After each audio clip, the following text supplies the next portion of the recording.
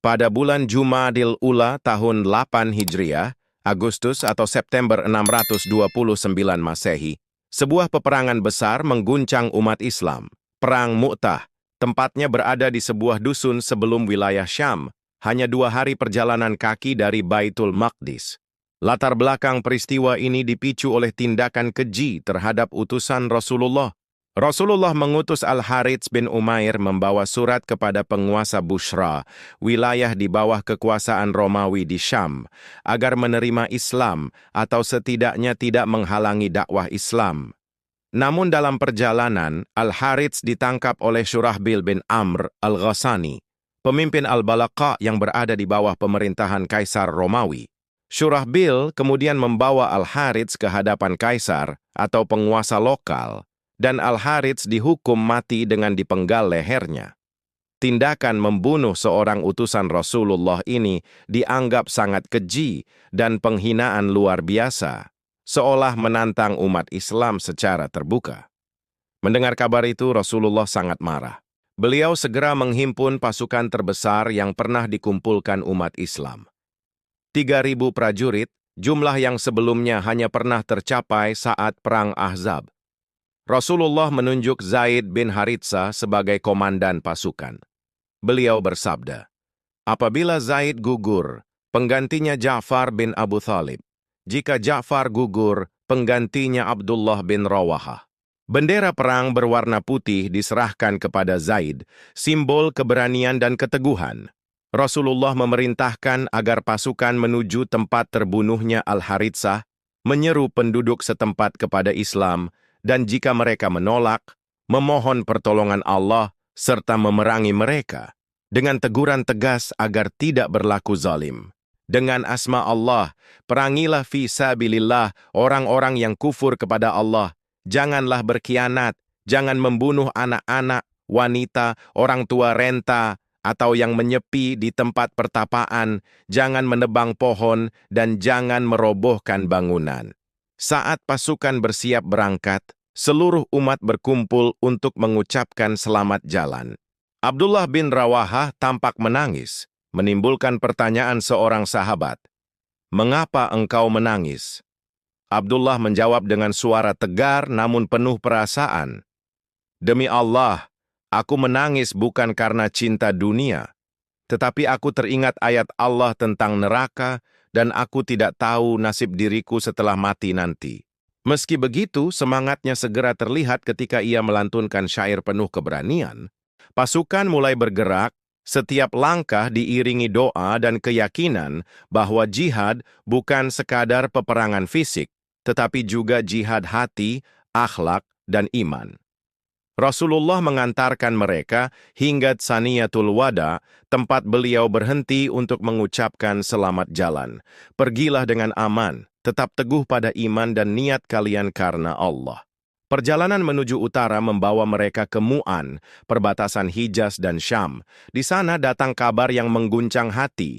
Kaisar Romawi Heraklius bermarkas di Ma'ab, wilayah Al-Baqa, dengan 100.000 prajurit, ditambah pasukan Lahem, Judzam, Balkin, Bahra, dan Bali 100.000 orang lainnya. Total musuh, 200.000 prajurit, jauh melebihi kekuatan 3.000 prajurit Muslim.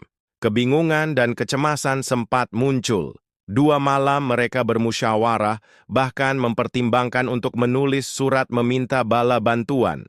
Namun Abdullah bin Rawahah menenangkan mereka dengan suara tegas dan berapi-api. "Wahai semua orang, demi Allah, apa yang kalian takutkan justru adalah yang kita cari. Mati syahid. Kita tidak memerangi manusia karena jumlah atau kekuatan, tapi demi agama Allah yang memuliakan kita. Pergilah karena di sana hanya 2 kemungkinan baik, kemenangan atau mati syahid." Semangatnya menular dan keputusan bulat pun diambil. Semua siap menghadapi pertempuran. 2 hari kemudian, pasukan Muslim bergerak mendekati markas musuh di Dusun Masyarif. Sayap kanan dipimpin Quthbah bin Qatadah, sayap kiri oleh Ubadah bin Malik. Ketika kedua pasukan bertemu, pertempuran meletus dengan dahsyat. 3.000 prajurit Muslim menghadapi 200.000 pasukan musuh, suatu pemandangan yang menakjubkan dunia. Zaid bin Haritsah, kekasih Rasulullah, memegang bendera pertama. Ia bertempur dengan gagah berani hingga tertusuk tombak musuh dan gugur syahid. Bendera kemudian diambil Ja'far bin Abu Thalib yang bertempur luar biasa meski kedua tangannya terputus satu persatu. Ia tetap mengibarkan bendera hingga akhirnya gugur. Riwayat menyebutkan jasad Ja'far ditemukan dengan 50 hingga 70 luka, sabetan pedang dan hujaman senjata, namun tidak ada satupun luka di punggungnya. Sebuah bukti keberanian dan keteguhan yang tak tergoyahkan hingga akhir hayat. Julukan At-Tayyar atau Zul Janahain, pemilik dua sayap pun melekat padanya, mengenang kepahlawanannya yang abadi. Setelah itu, bendera diambil Abdullah bin Rawahah. Ia maju ke medan tempur sambil melantunkan syair dengan penuh semangat. Di tengah pertempuran sengit, sepupunya menyerahkan sepotong tulang agar punggungnya tegak menghadapi musuh. Abdullah mencoba memakannya, namun kemudian memuntahkannya, lalu menggenggam pedangnya dan maju hingga gugur syahid. Ketika Abdullah bin Rawahah gugur, bendera perjuangan kembali terjatuh. Thabit bin Arqam dengan berani maju, menawarkan diri untuk memegang bendera dan meneguhkan barisan pasukan. Namun setelah sejenak menatap medan perang yang penuh darah dan tombak musuh, ia merasa berat menanggung tanggung jawab itu dan mundur dengan rendah hati. Melihat situasi genting itu, para sahabat menoleh satu sama lain, mencari harapan.